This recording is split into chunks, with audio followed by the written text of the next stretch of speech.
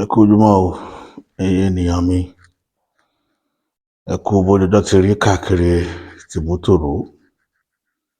Èmi tí yín tòótọ́ bàbá àṣà, èmi náà mo wá sórí ìkànnì yìí láàárọ̀ yìí pé kí n fi ọ̀rọ̀ kan tó ń gbé mi lọ́kàn kí n fi jomitoro ọ̀rọ̀ pẹ̀lú yín.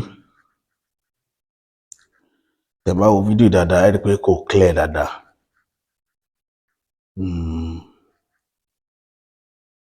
Tó dábàá ìpọ́n tó ti múná Àbújá lọ inverter nínú apartment tá a wà ló gbéná dúró báyìí tá a fi ń rí iná kọ̀ọ̀kan lò. Iná wọn náà ò gbádùn l'Àbújá. Àbújá mo wà lénìí. Tẹ́ bá kọ́ mo ṣàlàyé fún yín pé mo ní program kan tí mo fẹ́ ṣe. Gbogbo ọ̀pọ̀lọpọ̀ tó ń pè mí tó fẹ́ bá mi sọ̀rọ̀, mò ń ṣàlàyé fún wọn pé kò sáàyè láti last week láti kéré sí. Kò sáàyè rárá láti bẹ̀rẹ̀ oṣù yìí. But àwọn gbogbo tá a fẹ́ tá à ń ṣe náà a máa parí ẹ̀ lénìí. Ọ̀la náà máa padà sí ilẹ̀ bàbá tèmi, eléyìí tèmi nígbàgbọ́ nú ẹ̀.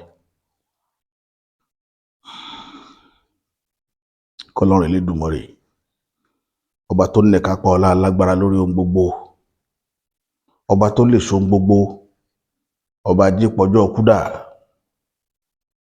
kó bá wa gbalẹ̀ Yorùbá gẹ́gẹ́ bá a ti ń bẹ̀ lójoojúmọ́. Torí òun nìkan ló lè bá wa yanjú ọ̀rọ̀ wa. Àwa ń gbìyànjú ni, ipa Ọlọ́run Elédùmarè ló wà. Ṣùgbọ́n àní títorí rẹ̀ náà wá tó fìyànjú gbígbà lẹ̀. Béèyàn ṣe rìnrìn àjò ayé nìyẹn. Fídíò tí mo ń ṣe yìí ó máa rí bákan, bọ̀ mo fẹ́ kẹ́ bá ń gbà bẹ́ẹ̀. Ọ̀rọ̀ ọbẹ̀ ni mo fẹ́ kẹ́ gbọ́ àti àwọn àlàyé mi. Mo rí fídíò kan tí bàbá Èkìtì ṣe bóyá jẹta sí jẹrin lórí brọ́dà wa kan ní abroad. Brọ́dà wa yẹn bóyá ayé kò tó àbí kankan náà ń pè channel wọn. Wọ́n sọ̀rọ̀ pé Yorùbá, wọ́n sọ àwọn ọ̀rọ̀ oríṣiríṣi sí ìran Yorùbá. Wọ́n sọ̀rọ̀ ìran Yorùbá wọ́n bá wí, kì í ṣe Yorùbá nation. Gbogbo ẹni tó bá dojú ìjà kọ Yorùbá nation, ilẹ̀ Yorùbá ní bá jà. Torí mo ti sọ ní àwọn fídíò mi dáadáa tí mo ti ṣe wípé Yorùbá nation is a Yoruba project, entire Yoruba project. Kò sí nǹkan tá a fẹ́ fi compare tó jù bẹ́ẹ̀ lọ. Ẹ̀yin ènìyàn mi, kì í ṣe gbogbo èèyàn ní nǹkan tá à ń ṣe ló yé. Mo rí pọ́nrọ̀ yẹn dùn bàbá Èkìtì, ó dùn yín, ó dùn èmi ju bàbá Èkìtì lọ.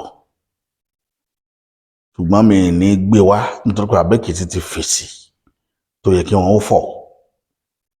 Wọ́n ti jẹ́wọ́ ọmọ ọkọ, inú mi dẹ̀ dùn. Ṣùgbọ́n kankan bẹ tí mo rí lára ẹ̀gbọ́n yẹn. Mo rí wípé ẹ̀gbọ́n yẹn ò gbọ́ àgbọ́yé nǹkan tá ń pè Yorùbá nation. Mo ń ṣàlàyé fún yín nílẹ̀ Yorùbá, kì í ṣe gbogbo èèyàn ló gbàgbọ́yé rẹ̀. Even His Excellency tẹ́ ń dìfẹ́ǹdì, ó gbọ́ àgbọ́yé Yorùbá nation jẹ̀yìn tẹ́ ń dìfẹ́ǹdì His Excellency lọ. Ibi tẹ́yìn ti gé kúrú nìyẹn. Ẹ gé kúrú gan, ẹ̀gbọ́n. Ẹ̀yin ni mo ń bá wí o, ẹ̀gbọ́n ayé kò tọ́. Mo mọ̀ọ́mọ̀ dìde lórí fídíò yìí ni mo fẹ́ gbé yín lọ school. Mo fẹ́ school yín lórí kí ni reason tá a ṣe ń pariwo pé a fẹ́ ilẹ̀ olómìnira fún ilẹ̀ bàbá wa. À ń wá òmìnira fún ìran wa. Àbújá ni mo wà yìí. Wọ́n dá Àbújá lẹ̀ ní 1992 náà move wá ni Babangida declare pé kán move nǹkan kúrò lÉkòó kán máa gbogbo parastatals pátá kúrò lÉkòó. Ẹ má bínú pẹ̀lú bí kíní ṣe dark, ẹ bá mi manage bẹ́ẹ̀. Wọ́n move everything ó d'Abuja. Gbogbo ministry wá s'Abuja. Níjọ́ náà lọ́hùn inú àwọn Yorùbá bàjẹ́, àwọn tó jẹ́ ọmọ ọkọ. Ṣùgbọ́n àwọn ọmọ àlè kan wọ́n fún wọn ní cheap reason. Gbogbo wọn tẹ̀lé wọn wá, inú wọn ń dùn. Wọ́n rí pé Awólọ́wọ̀ kú tán, náà take decision yẹn. Bàtà Awólọ́wọ̀ wà láyé, wọ́n propose ẹ̀ ní wọn àti mú bọ̀ wọ́n tún ṣe.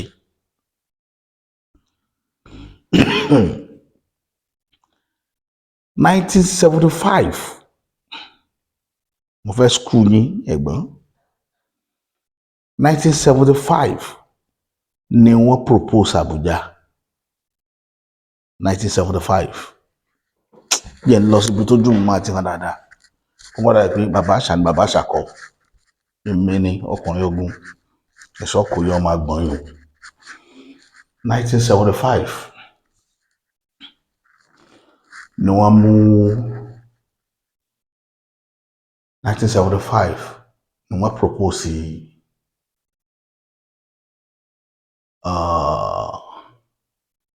Abuja. Gọ́ọ̀mẹ̀ntì wo ló propose? Gọ́ọ̀mẹ̀ntì Muritala Muhammed. Wọ́n kàn mú reason kan wá ní pé nítorí ogun. After ogun Biafra ni wọ́n ti ń deliberate lórí ẹ̀ láàrin àwọn Haúsá.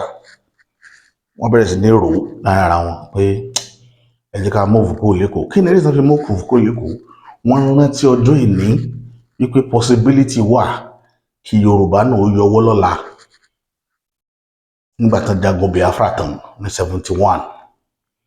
Àwọn ará Òkè Ọ̀yà bẹ̀rẹ̀ sí ní jókòó, wọ́n bẹ̀rẹ̀ sí ní rò láàrin ara wọn pé ó possible kí Yorùbá tẹ̀ ń wò yìí náà ó yọwọ́ lọ́la àwọn ò ṣe mọ́, because plan tó wà nílẹ̀ nínú tiwọn ni láti máa yan region tó kù jẹ. Ṣé ọ̀rọ̀ tí wọ́n á plan nígbà náà ṣe kó wá sí ìmúṣẹ ni? Yorùbá ti plan ti prepare ara wọn lénìí. So wọ́n move Federal Capital Territory ó di ìlú Abuja. Abuja ńlá wà lénìí. Níjọ́ tán ti wá dá Abuja láti 1992 ẹ sọ àyípadà rere tó bá orílẹ̀-èdè Nàìjíríà ju pé wọ́n ń pa wọ́n ń pín lọ. Mo wọ̀ lọ Abuja lánàá.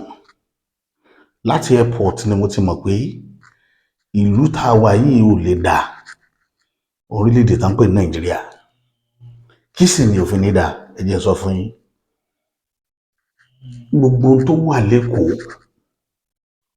ó sì ń jẹ́ ìjọlójú fún wọn pé bó lè kó ṣe rí maintain. Yorùbá ẹ dára yín mọ̀. Yorùbá bó tó fọlọ́run búra tí Yorùbá bá dára wọn mọ̀, tí àwọn ọmọ tá à ń bí lénìí gbogbo tá à ń ṣe yìí torí àwọn ọmọ tá à ń bí lénìí làwọn fi ṣe. Àṣẹ nítorí ẹ̀yin tẹ́ ẹ kọ́ sí tẹ́ ẹ gbà kíyàwó máa jẹ yín tẹ́ ẹ lè sọ̀rọ̀. Bọ̀ àwa ń ṣe léyìí táwa ń ṣe yìí torí àwọn ọmọ tiwa, torí àwa mọ̀ pé bàbá tiwa wọ́n ti fọ́nmù, wọ́n dákẹ́, wọ́n wòran, wọ́n ti torí nǹkan tí wọ́n jẹ wọ́n bà ọjọ́ ọ̀la tó yẹ kí wọ́n jẹ wọ́n bàjẹ́. Àwọn bàbá wa mọ̀ ń bá wí o. Wọ́n ti torí nǹkan táwọn fẹ́ dájẹ́. Àpapín àwọn kan nínú àwọn bàbá wa ló papín pẹ̀lú àwọn ará Òkè Ọ̀yà. Ńlá fi bọ́ sóko ẹrú tá wà. Wọ́n wá mú ìlú yìí tán bá ti wá rí owó tó yẹ kí wọ́n máa develop ìlú bó ṣe develop Èkó, wọn ò wá ṣe bẹ́ẹ̀. Àwọn wá pín owó yẹn lára nǹkan fẹ́ máa ṣe nìyẹn o. Ní tí àwọn ń ṣe entirely nìyẹn. Wọ́n ó pín owó, wọ́n dà sápò. Ọ̀nà wọn ò ní ṣe. Iná wọn ò mójútó. Mo wọ̀ lọ Àbújá airport múná lọ fún like bíi 10 minutes kí iná tó dé padà ní gbogbo activities tó bẹ̀rẹ̀. Báàgì tẹ lọ bá wa kó wá nínú plane rí báàgì páàsì sí wa. Gbogbo wa wá ń dúró pé ókè nígbà tí àwa èrò tẹ́ gba báàgì lọ wá látẹ̀kọ́ ṣé yẹ ká báàgì wa bá wa bọ́ọ̀lẹ̀ ní ẹni ẹ bá wa gbé wá síbi láti ìkíní kan sáfíìsì lè fẹ́ ṣe extra service fún àwọn guest yín nígbà tá a máa débẹ̀ a ní láti máa dúró ìgbà tí wọ́n mọ̀nà dé tí kíní tí máa ń yí báàgì wa ó yí báàgì wa bá wa mo kàn ń rẹ́rìn ni ṣé ìlú tí ayékù tó ń pọ́n lé tí ń bú ìran bàbá rẹ̀ sí rèé ayékù tó ìlú tán ti bí kán bíyàn ní 1960 tó bá wà nínú kọ̀ọ̀díṣà tí nàìjíríà wà lénìí ìbànújẹ́ ni ó jẹ́ fún bàbá àtìyá tó bí páwọn fòbò jóná sorry to term it that way torí kò yẹ ká máa sọ̀rọ̀ tó bá wo lórí àwọn ìyá wa bàbá àtìyá tó bá bí ọmọ láti 1960 tí ìgbésí ayé ọmọ náà bá wá rí bí nàìjíríà ṣe rí lénìí yìí wàláì wọ́n waste oorun tí wọ́n sùn lórí ọmọ yẹn. àwa ṣe program tá a wá ṣe àṣetán nílùú àbújá mo rí mọ́ọ̀ kan tí wọ́n ṣí mo ń sọ fún ọ̀rẹ́ mi pé colleague mi tájọ́ láti ọ́fíìsì pé tó bá ti di alẹ́ tá a padà wọlé àwọ̀ mọ́ a pick one or two things táwa náà fẹ́ lò nínú apartment tá a wà mo fi ọlọ́run àánú búra a padà kúrò níbi program yẹn ní after 7 nígbà tá a máa dádúgbò gbogbo mọ́ títí lẹ́kùn. That is ìlú Àbújá of today. That is Nigeria of today in Abuja. Àwa lọ káàkiri mo wá ń rí tabadébì kan yóò mọ́lẹ̀ adébì kan yóò dúdú tabadébì kan yóò mọ́lẹ̀ ní Abuja municipal central Abuja gbogbo bí táwa Wuse ni o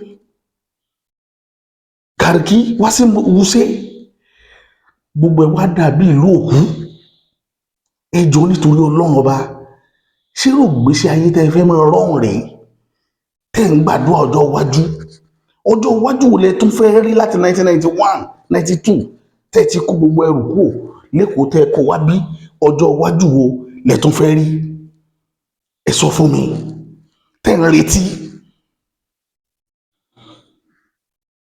ọjọ́ iwájú wo lẹ ń retí. bàbá wa tẹ́ ní ká fi gbà fún tẹ́ ní ká fòréré fún tẹ́ ní ká fi ojú rẹ lọ́nà fún káyé ó lè bá a gùn kí ìlú lè tùbà kó lè túṣẹ bàbá wa bàbá Bọ́lá Ahmed Tinubu wọ́n mọ̀ òdodo ọ̀rọ̀ ṣùgbọ́n bàbá ò jẹ́ sòdodo ọ̀rọ̀ nítorí pé wọ́n mọ ibi tán lọ ẹ̀yìn oníkùn ló mọ̀ọ́ká ajẹyó ló mọ owó ẹ̀ pọ́nlá là bàbá wa sọ àwọn ló mọ tí ń wá níjọ́ tẹ́ ẹ ti ń gbọ́ pé wọ́n lọ yáwó kan tírílíọ̀n kan bílíọ̀n kan wọlé kí lẹ rí tí wọ́n fi owó ọ̀hún ṣe tẹ́ ẹ gbọ́ pé nígbà tán lọ yá owó yìí láti Brazil a property báyìí ni wọ́n fi tún ṣe àbí nǹkan báyìí tó bàjẹ́ òun náà fi ṣe ẹ̀sùn kan ẹ jẹ́ wá gbé yín dé skul pátápátá ìlú yìí sálárì òṣìṣẹ́ òun lọ́pọ̀lọpọ̀ owó tẹ́ ẹ̀ rí lọ́wọ́ ìjọba Nàìjíríà náà fi ń san ṣé ẹ mọ̀ páwọn náà sálárì àná làwọn náà àìẹ̀mplọ́yì wọn ni gbogbo òbò tá à ń dì fún wọn tí sálárì tí wọ́n bá ti yọ páwọn náà ń gbowó tó pọ̀ jù Nàìjíríà táwọn gbogbo àwọn tó wà gọ́ọ̀mẹ̀ntì ní House of Assembly àti senators tá bá ti lè yọ sálárì wọn àti àláwáǹsì wọn báyìí èyí tó bá kù wó fi san àwọn sálárì àwọn workers ní tí ò jẹ́ kí Nàìjíríà ò tí ì bàjẹ́ tẹ́ ẹ̀ ti gbọ́ pa ti wà ní ogun nu ti jẹ́ kí Nàìjíríà ọmọ ti lọ díẹ̀díẹ̀ nǹkan tí ń kọ́ ọ̀sẹ̀ nìyẹn wọn ò lè fowó kankan ṣe infrastructure kankan nǹkan kan tó ti kú lórílẹ̀‐èdè kankan ò lè jí màá fún ẹ ní simple analysis nígbà tá a wà ní tí bàbá Àkàndé ń bọ̀ nípínlẹ̀ Ọ̀ṣun bàbá Àkàndé dé power bàbá Àkàndé wá mú owó ìpínlẹ̀ Ọ̀ṣun owó tá ń gbà ní federal allocation gbà yẹn owó yẹn ò ju bí 1.82 billion lọ on monthly basis tí bàbá bá wá gba owó wọ́n wá discover pé the highest táwọn máa ń ṣe bẹ́ẹ̀ nínú owó yẹn ni pé káwọn fi san sálárì. Bàbá yẹn wá ké pé ṣé bá ṣe wá máa lò gbà lọ rèé, àwọn tó dìbò fún wa tó jára ìlú ṣé àwọn náà ò ní jẹ mùdùnmúdùn ìjọba rárá ni. Àwa tákàn wà ní state house àtàwọn òṣìṣẹ́ nìkan láàmú pawó pín. Bàbá bá fowó kan kejì a máa pe gbogbo mọ abẹnugan ìpínlẹ̀ Ọ̀ṣun jókòó. Ọ̀rọ̀ ti débi tó lógun tí sà o, a lè máa wo kíní ìníran bí ṣe ń lọ yìí. Ẹ jẹ́ ká wá owó ká generate income. Wọ́n bá tágbára wa bá gbé gbogbo ẹjẹ àwọn ń gbà yàn bóyá ló tó 80 million lọ́sùn. Àṣírí lẹ̀ ń gbọ́lẹ́nu mi lẹ́nu kò rán kankan kí lè 80 million fẹ́ ṣe. Tarnation tax nípínlẹ̀ Ọ̀ṣun. Bàbá ní nígbà táwọn ará Ọ̀ṣun kọ̀ tí wọ́n fẹ́ san tax nítorí pé kí ni nǹkan tí wọ́n rí tí wọ́n fi san tax. Federal government gan ò serious as at that time. So the best thing ni pé torí property federal government tó wà nípínlẹ̀ Ọ̀ṣun gbà náà ò ju méjì lọ, steel rolling àti machine tools. Èyí tó kù làwọn ọlọ́pàá àtàwọn tó jẹ́ agency tó jẹ́ ti federal government. So gbogbo nǹkan yòókù school nípínlẹ̀ Ọ̀ṣun ní tán san salary wọn. The best thing ni kí Ọ̀ṣun state ó scrap ọ̀rọ̀ school. Bàbá wa lọ school tá a jáde tí ò ṣiṣẹ́ tí ò sí nǹkan tá a fẹ́ máa fi tọ́jú ìlú, tá a bá create infrastructure yóò give enabling environment fún economy láti grow. Economic growth ló lè fún wa lágbára àti lè gbówó lọ́wọ́ àwọn èèyàn wa nígbà tá a bá ti rí pé àwọn náà ń fẹ̀yìn inú wọn ń dùn láàmú sọ pé ó yá o tax yìí o àti increase yẹ o yẹ báyìí lẹ́ẹ̀mọ̀ san. Kẹ́mọ́ orí bàbá yẹn ṣe ronú as a financial somebody. Bàbá bá gbé system yẹn wọlé ẹni láti retrench àwọn courses kan wà tá à ń ṣe school tí ò ní ìtumọ̀ ó yá bí Islamic àwọn bí tí wà láti bẹ̀rẹ̀ ní Islamic study àti IROS Christian Religious Studies gbogbo àwọn nǹkan báyẹn bàbá yẹn lé dànù nígbà yẹn. Ẹ lọ jókòó sílé yín ẹni bá fẹ́ kọ́ kéwú lọ lé kéwú ẹni tó bá mọ̀ pé church ló ń fẹ́ lọ máa lọ church. Ibi tí bàbá ti ní problem nìyẹn pẹ̀lú ìpínlẹ̀ Ọ̀ṣun. Mo wà lẹ́yìn bàbá ń gbà náà pátì bàbá ni mo ṣe. Àwa la dá Ọ̀ṣun Àkàndé Solidarity Forum la dá alẹ́ ń gbà yẹn pẹ̀lú ẹ̀gbọ́n mi kan ní Kírun tó ń pè ní Rashidi gbàgbọ́ orúkọ ẹ̀gbọ́n yẹn orúkọ bàbá wọn. Rashidi Ari Sọlá lájọjọ dá alẹ́ ń gbà yẹn. Àwa tẹ̀lé òun jẹ́ bí aṣáájú fún gbogbo wa. But wọ́n lé ìjọba bàbá Àkàndé lọ. Nígbà tí Arẹ́gbẹ́ dé, Arẹ́gbẹ́ ronú pé the best way tóun fi lè operate Tóyìnlọ́lá dé Oyinlọ́lá rí pé the best way tóun fi lè operate òun ni pé kó dá gbogbo àwọn school yẹn padà, àwọn courses yẹn ó dá wọn padà. Òun bẹ̀rẹ̀ sí ní finance. Tí Oyinlọ́lá fi kó ìjọba kò fọwọ́ kan infrastructure ẹ̀yọ̀ kan. Abẹ́rẹ́ tí bàbá kọ́ sílẹ̀ ló ra àga síbẹ̀. Owó tó fi ra àga ó ju owó tán fi kọ́lé lọ. Òun l'Ọbásanjọ́ ṣe gba ìwé yẹn lọ́wọ́ ẹ̀ ń gbà yẹn pàtó lóyún ẹ̀ná àdúró owó yìí ẹ fi ra tables sọfíìsì tí bàbá Àkàndé fi lẹ̀. Ìlú gangan lẹ fi kọ́ ọ́fíìsì yẹn torí owó t'Àkàndé fi kọ́ ọ́fíìsì rí owó tẹ́ fi ra chair síbẹ̀ ló wá pọ̀ ju owó tán fi kọ́lé lọ. Ẹ̀yìn ẹ̀rú ọ̀rọ̀ yìí ìfẹ́ bá yàn wí lórí yẹn wàhálà yẹn wà pẹ̀lẹ́ Ọ̀ṣun gbà yẹn yẹ̀yẹ́ yẹn wà ń bẹ̀. Bàbá yẹn àti mọ̀ pé kò lè rí ìjọba yẹn ṣe nítorí condition bí ìlú ṣe rí. Àwọn tó bá jẹ́ analyst máa mọ̀ tá mọ̀ ń pa bí ètò òṣèlú ṣe ń lọ. Àwa wò pé bóun nílẹ̀ Yorùbá ó ṣe gòkè. Ẹ̀gbọ́n tó wà ní London tí ń pariwo bí Spain náà wà ní tí wọ́n jáyé kò tọ́ yìí.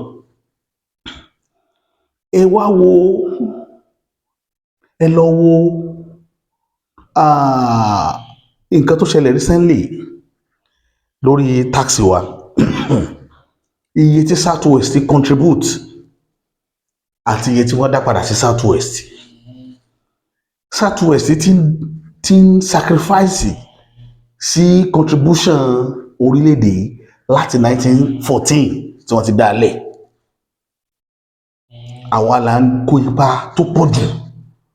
Ẹ lọ wo Ọ̀ṣun kékeré yẹn, ẹ lọ wo Èkìtì tí ò ní nǹkan kan tó ké baby state ní West ní South West, baby state ní Èkìtì.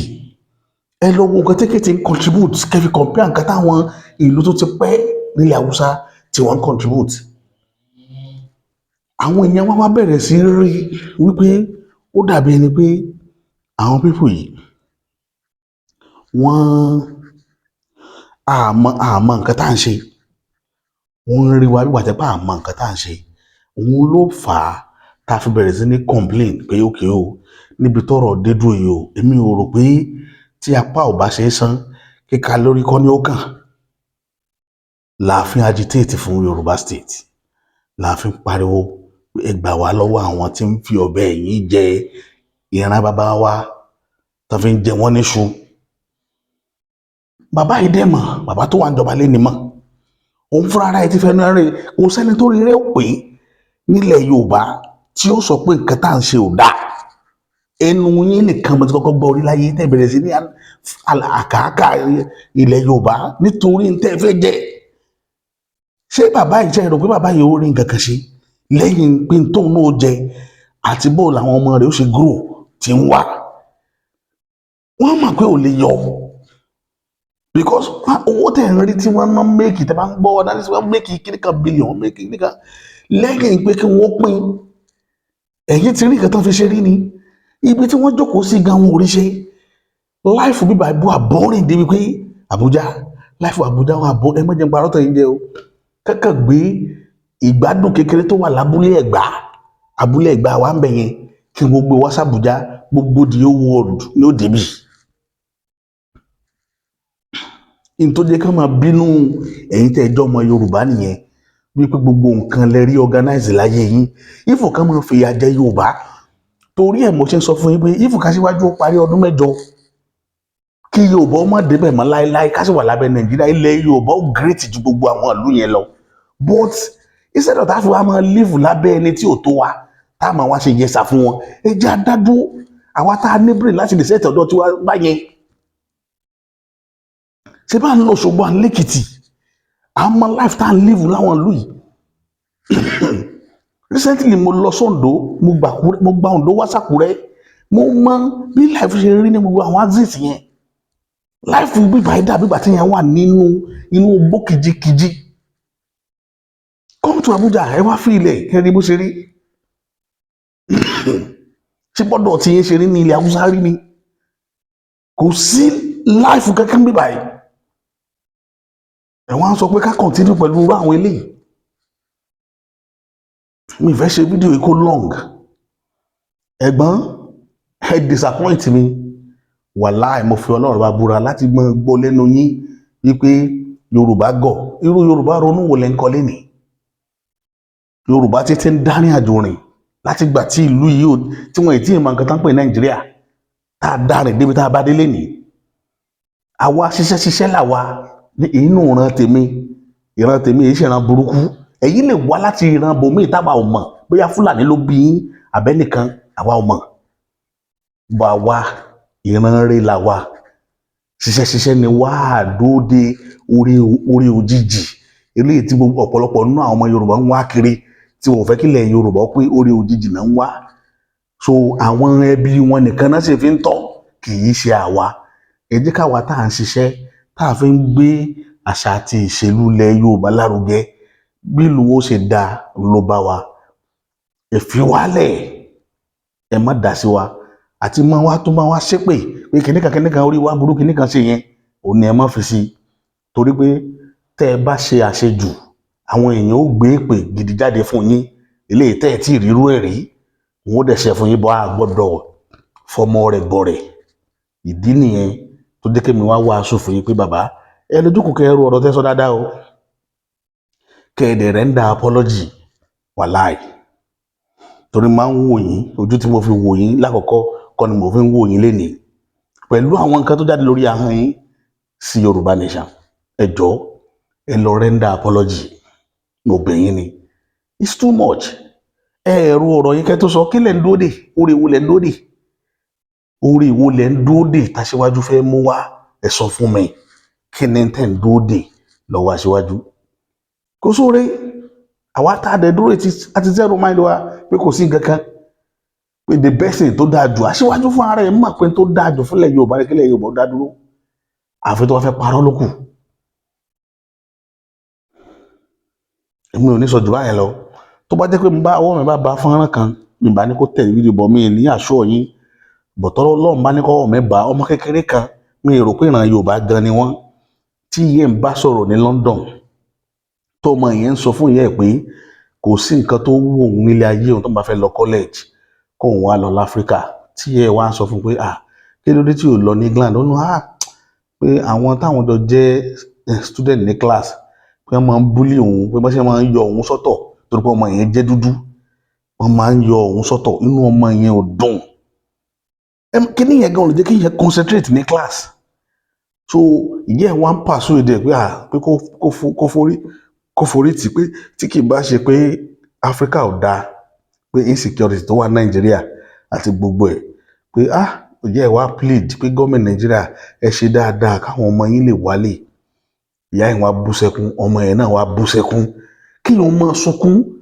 pé ìbànújẹ́ lórí ọkàn wà fún òun nílùú bàbá òun mọ bó ṣe rí ni àwọn ọmọ tẹ̀yìn bí sọ̀hún ẹ̀gbọ́n yìí ni mo bá wí o ṣẹ́yìn rò pé bẹ́yìn ṣe forí lakú tẹ́ sá lọ bẹ̀ táwọn bá ronú wọn ò ní tracy background yín wá sí Nàìjíríà ni táwọn wá ká bá pé ìlú tí ò nẹ́ná ni bó ló ṣe fẹ́ rí ooru ẹ̀rí bí mo ṣe ń làágùn ní gbogbo èsì náà so mọ́lẹ̀ ṣé ilé ìyá sọ pé ò dá tó kò sí náà inverter la fi tanná kò sí náà ní Central Municipal Abuja inú apartment tí mo wà kò sí náà tí gbèsè ayé yẹn ló wù yín tẹ̀yìn fi ń kàn tẹ̀yìn tẹ́kẹ́ èyí wọn fẹ́ ṣe taṣíwájú ẹ̀yin ò wá wálé kẹ́ wá dìbò ẹ̀ mọ́ ní táwa rán ní 2023 rí àròpé yóò yí padà so wá ti yí padà lẹ́nu so ti yí padà àwa ní second year àti ń sáré òṣèlú bá ṣe wọlé 2027 kò sí náà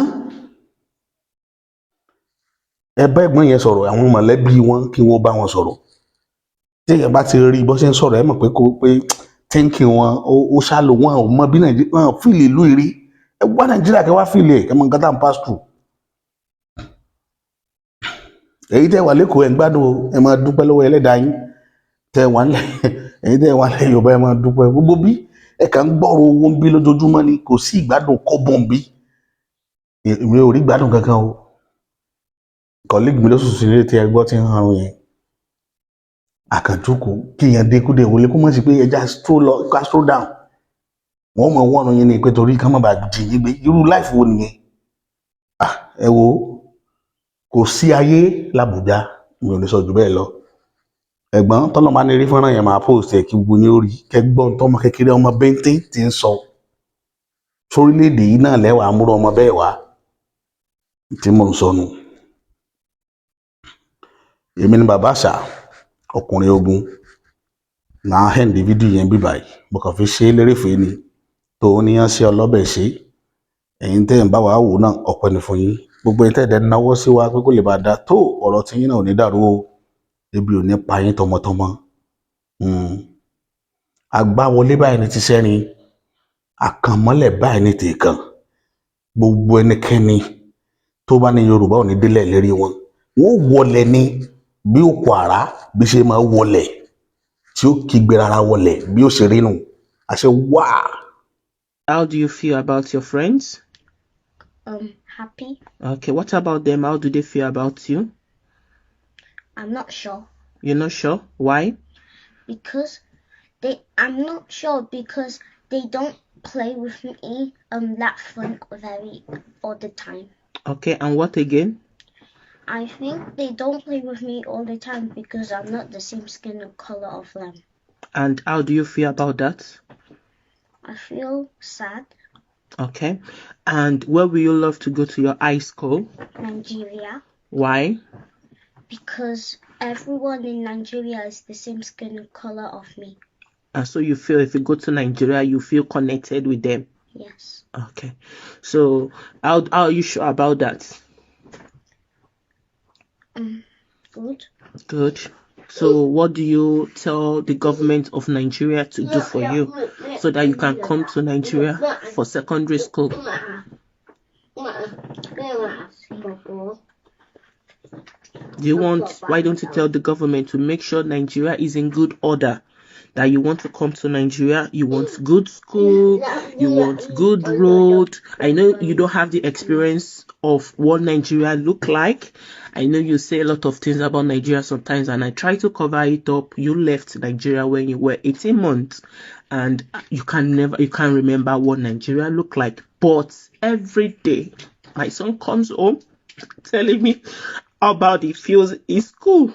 Please, Nigerian government, do something about it. We are not happy. We want to come back home, but no social amenities, no school, the fear of security, the fear of if anything happens to my kids, how can I take them to the hospital? Please, Nigerian government, we want to come back home.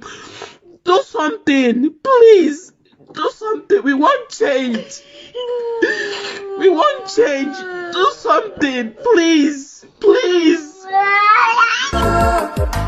You reap what you sow.